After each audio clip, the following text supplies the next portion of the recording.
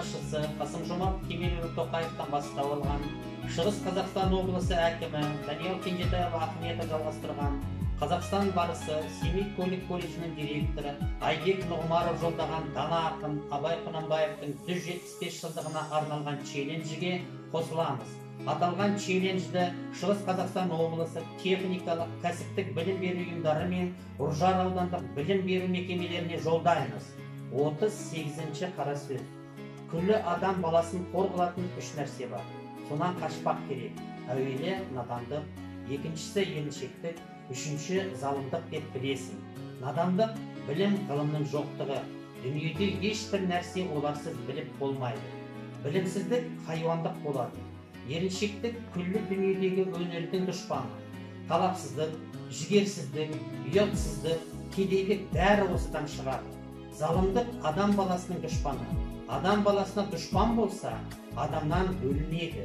Бір жыртқыш хайуан хисабына қосылады. Қайратсыз ашу тұл, тұрлаусыз ғашық тұл, шәкіртсіз алып тұл.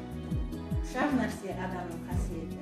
Ыстық қайрат, нұрлы ақыл, жол жүреді.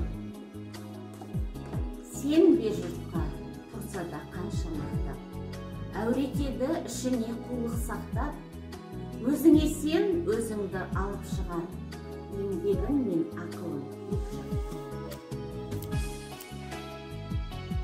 Әсемпаз болма әнеке, өнерпаз болса байқалар, сенде бір кірпіш дүниеде кетірілдік та байқалар.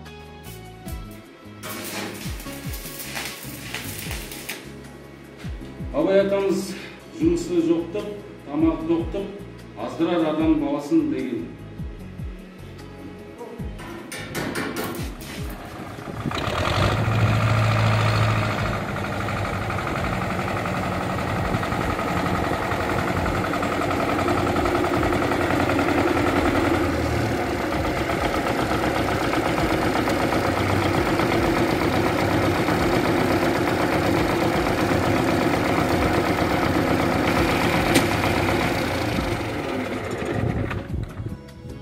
Ақ киімді денелі ақсақалды, соқыр мылқау танымас тірі жанды, үсті басы ақ қырау түсі суық, басқан жері сықырлап келіп қалды.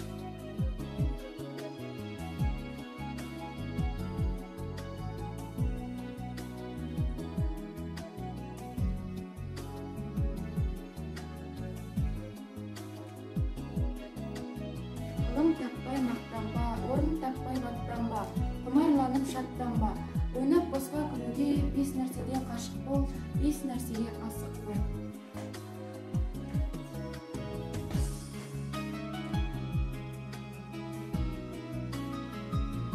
Адам болам десеңіз, күйеуің өмірінің алдында, оған қайғы жесеңіз, өсеп өтіріп мақтаншақ, ержек бекер малтышпан, 500 ұстаным десеңіз, талап еңбек терім ой, қанағат рахым ойлап қой, 5 асылыз көрсеңіз.